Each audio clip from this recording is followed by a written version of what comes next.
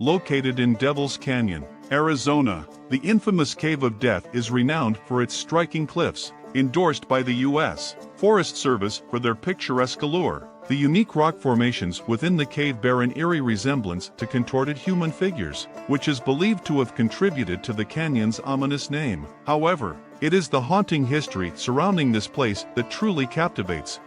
During the 1870s, Apache raiders frequently utilized the canyon to target Navajo settlements in the vicinity. In response, the Navajo devised a new strategy to counter the assailants. When the Apaches launched their attacks, the Navajos swiftly dispatched men to seal off the canyon's southern exit. Astonishingly, the raiders never reappeared, and despite extensive searches, no trace of them was ever found. It was as if they had vanished into thin air.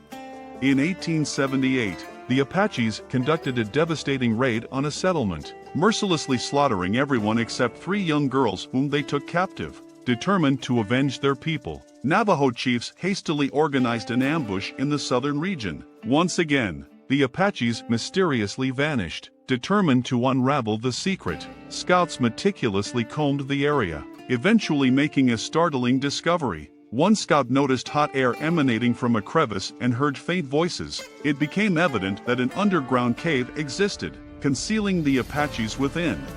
The Navajo amassed their forces and eventually located the entrance to Devil's Canyon, cunningly concealed by a stone ridge and wide enough for a horse to pass through. Swiftly eliminating the 2 guards stationed outside, the Navajo plotted their revenge. They filled the cave entrance with dry grass and firewood, ruthlessly shooting any Apaches who attempted to escape through the narrow passage. Once the entrance was fully obstructed, they set it ablaze.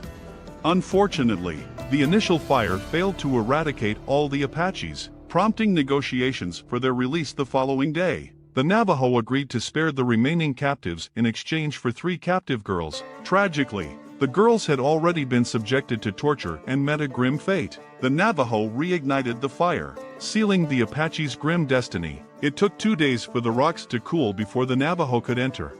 Desperate to combat the smoke and searing heat, the Apaches attempted to block the entrance by pushing their horses forward, but their efforts were in vain. Approximately a dozen Apaches endured burns, while the remainder suffocated in a second chamber further within the cave. The death toll amounted to a chilling 42 lives. Remarkably, the cave lies directly beneath the ghost town of Two Guns in Arizona, attracting avid history enthusiasts eager to explore its dark past. The tale becomes even more haunting when narrated by someone walking you through the cave, pointing out the heaps of rocks that the panic-stricken Apaches frantically piled at the entrance. It prompts vivid contemplation of the sheer terror they must have experienced in their final moments.